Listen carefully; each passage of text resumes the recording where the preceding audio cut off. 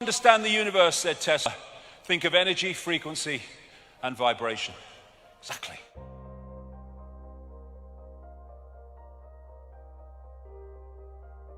The brain is not who we are.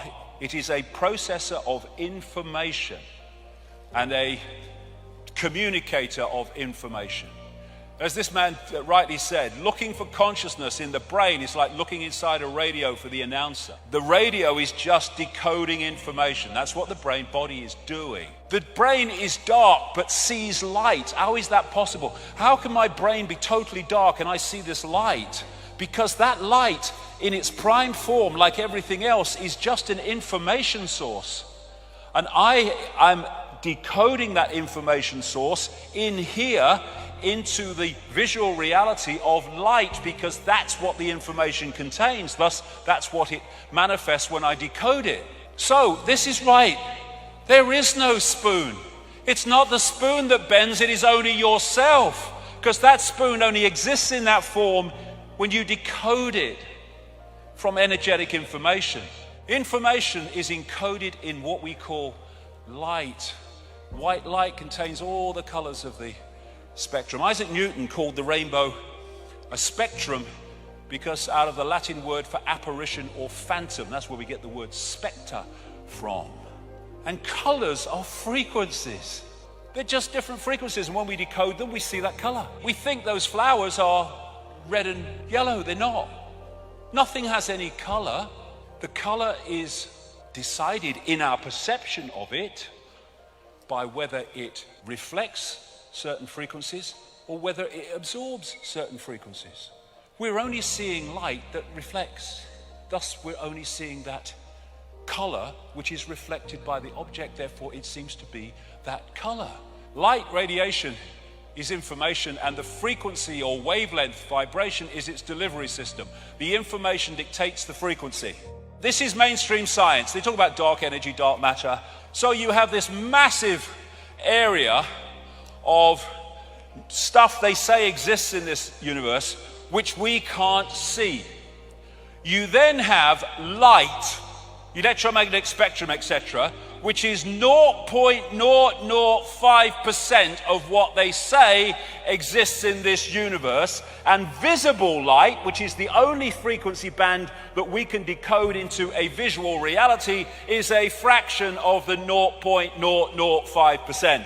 This is the visible spectrum within the electromagnetic spectrum. Look at it, it's tiny.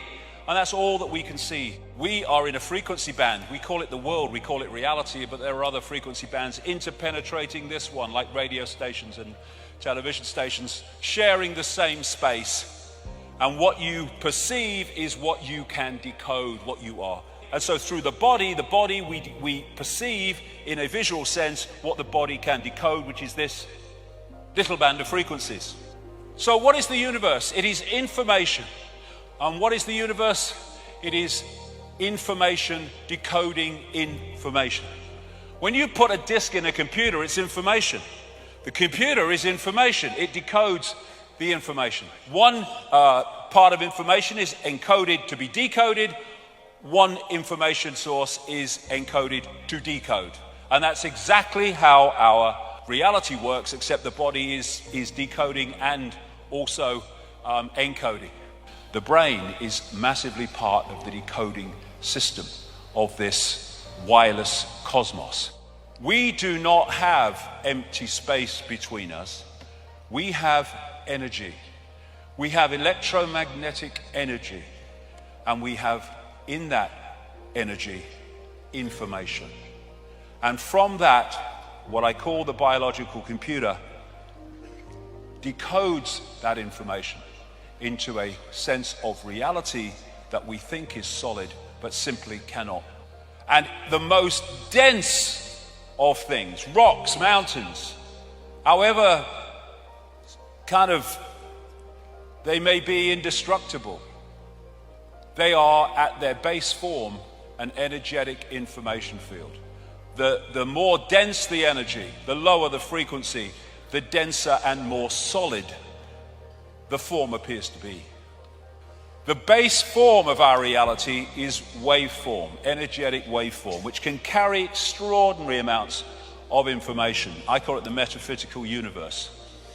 Nikola Tesla, the genius from which so much came, one of the great scientific geniuses of modern times, who in effect gave us the electrical system. He gave us radar because it was stolen from him.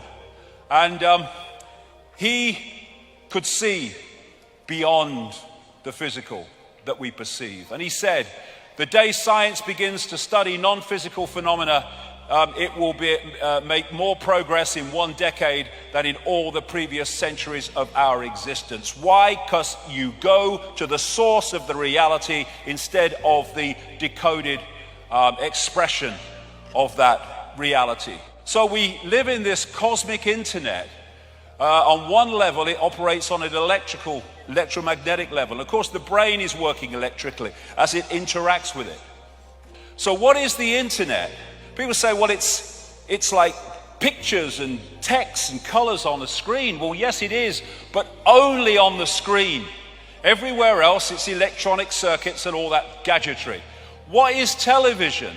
Well, it's pictures on a screen. Yes, it is, but only on the screen. Everywhere else, television, in the analog sense, is frequency fields or the electrical kit that they do now with digital. And our body-mind, the body-mind as I call it, is like a computer system which allows us to experience this reality. If you look at the body, it's just like a computer in its basic sense. When a computer don't work anymore, won't switch on, what do you say? My computer's dead. It goes into sleep mode to save energy. It has an antivirus system. That's our immune system. Best antivirus system ever. The brain is the central processing unit. And then you have DNA, which is basically the hard drive.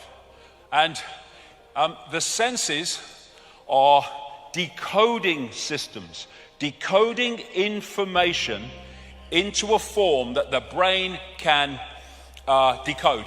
So the senses are taking waveform information, vibrational information, they're turning into electrical information, they are communicating it to the brain, which then decodes that into a sense of reality we call the world we live in. The motherboard of the body, that is the system of meridian lines of energy used in acupuncture, which take information around the body. When information is passing around the computer too slowly, things start to malfunction. And what do we say? My computer's so slow today. Yes, because the information is not passing around at optimum level. When the information is not passing around these chakra systems and meridian line systems, then the computer malfunctions. We call it dis-ease, disharmony. What the acupuncturist is doing is using these needles and other techniques to make sure the flow of energy, information around the meridian system is optimum. This is why in ancient China they used to pay the acupuncturist when they were well, but not when they were ill, because his job was to make sure they never got ill. People say, you see this in the media, he's saying you put a needle in your toe and you cure a headache. That's crazy. Well, it's not crazy, it's perfectly logical. If the problem with the head is that one of these meridian lines of information is blocked in the toe that goes through the head, then it's no good putting it in the head if the blockage is not in the head. You put it in the toe and that clears the meridian, which takes away the pain from the head. It's very simple. And I love that line. You see that on news programs. They're talking about a story. They'll say, well, what we know is, well, what do we know at any point? Until 1929, scientists thought there was only one galaxy in the universe, the Milky Way. Today, they estimate minimum 100 billion. From one in 1929. And at that point, they would have said, what we know is. Well, what do we know?